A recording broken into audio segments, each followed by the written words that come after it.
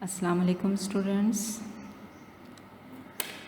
ہمارا ٹاپک نعت 30 اپریل 2020 کا لیکچر بجھے گا نا جس کا چراغ محبت وہ پیغمبر ذی وقار آ گیا ہے، ذی وقار عزت والا۔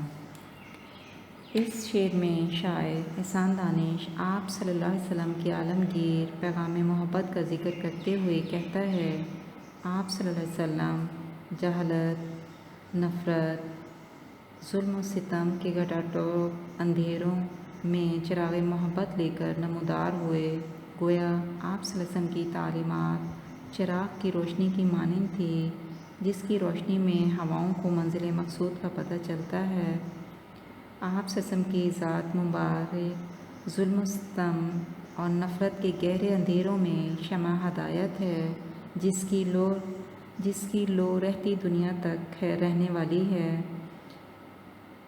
شاعر آپ صلی اللہ علیہ وسلم کا پیغام محبت دائمی اور مستقل ہے۔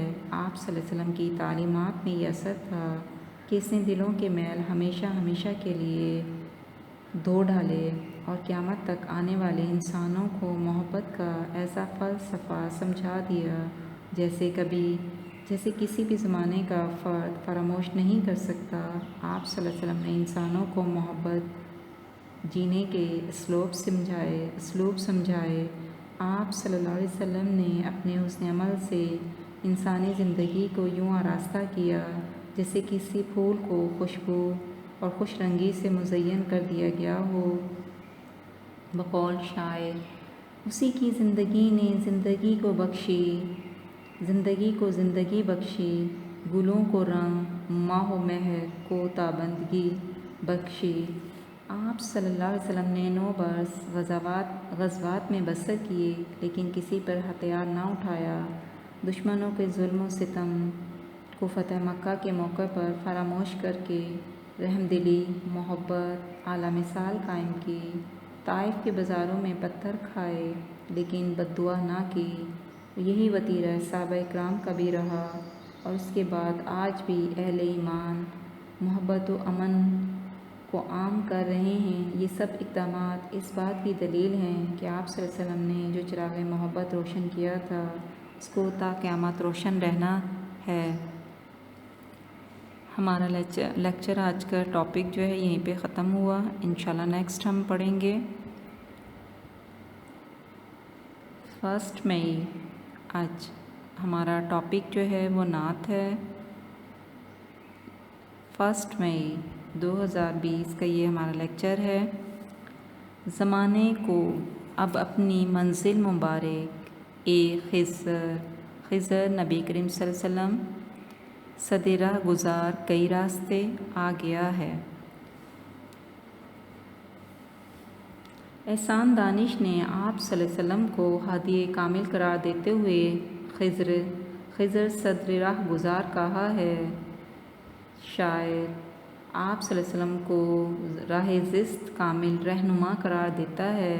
خضر اللہ تعالیٰ کے برگزیدہ بندے ہیں جنہوں نے آب حیات پی رکھا ہے اور وہ روز قیامت تک لوگوں کی رہنمائی کا فریضہ سر انجام دیتے رہیں گے۔ لیکن شاعر کے مطابق آپ صلی اللہ علیہ وسلم خضر سے بھی بڑے رہبر ہیں۔ آپ صلی اللہ علیہ وسلم کی آمد سے قبل کم و بیش 1,24,000 انبیاء مختلف اقوام کی رہنمائی کے لیے مختلف زمانوں میں آتے رہے اور اپنی رہنمائی کا فریضہ سر انجام دے کر چلے جاتے رہے۔ آپ صلی اللہ علیہ وسلم کی رہبری اور رہنمائی کے لیے نہ کوئی زمانہ یا مخصوص قوم مقرر نہیں ہے، بلکہ آپ صلی اللہ علیہ وسلم کی رہنمائی کا دائرہ قیامت تک ہے۔ جتنے بھی افراد روز قیامت تک اس دنیا میں آئیں گے، آپ صلی اللہ علیہ وسلم ان افراد کی رہبری رہنمائی ظاہر و باطن میں کرتے رہیں گے۔ پھر آپ صلی اللہ علیہ وسلم کی نبوت محض انسانوں تک ہی محدود نہیں ہے، بلکہ آپ صلی اللہ علیہ وسلم کی خدا اللہ کی تمام مخلوقات کے لیے نبی بن کر تشریف لائے ہیں۔ قرآن میں ہے، وَمَا أَرْسَلْنَاكَ إِلَّا رَحْمَةً لِّلْعَالَمِينَ، بے شک ہم نے آپ صلی اللہ علیہ وسلم کو تمام جہانوں کے لیے رحمت بنا کر بھیجا ہے۔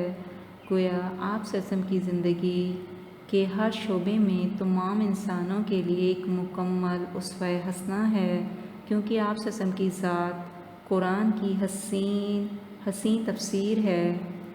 بقول شاعر، اسی کی ذات قرآن کی حسین تفسیر، اسی کا قول و عمل مستقل حوالہ ہے۔ اگر دیکھا جائے تو آپ صلی اللہ علیہ وسلم کی رہنمائی کا فریضہ دنیا تک ہی محدود نہیں رہتا، بلکہ آپ صلی اللہ علیہ وسلم روز قیامت کو بھی پل صراط پر رہبر اور داخلے کے وقت رہنمائی کا فریضہ انجام دیں گے۔ آپ صلی اللہ علیہ وسلم کی رہبری اور رہنمائی کے متعلق شاعر نے کیا خوب کہا ہے، سارے زمانے کا رہبر ہے، میرا پیغمبر عظیم تر ہے۔ آج کا ہمارا لیکچر یہیں پر کمپلیٹ ہوتا ہے، انشاءاللہ نیکسٹ ہم کریں گے، پڑھیں گے۔ السلام علیکم اسٹوڈنٹس، 2 مئی 2020 کا ہمارا یہ لیکچر ہے۔ اب ہم نے یہ کویسچن آنسر کرنے ہیں۔ نعت کے پہلے شعر میں حضرت محمد صلی اللہ علیہ وآلہ وسلم کی کون سی صفات بیان کی گئی ہیں؟ نعت کے پہلے شعر میں آپ صلی اللہ علیہ وسلم اس دنیا میں اور دوسری دنیا میں بھی ہمارے مددگار ہیں۔ آپ صلی اللہ علیہ وسلم امانت دار ہیں، یعنی لوگوں کی امانت کی حفاظت کرتے ہیں۔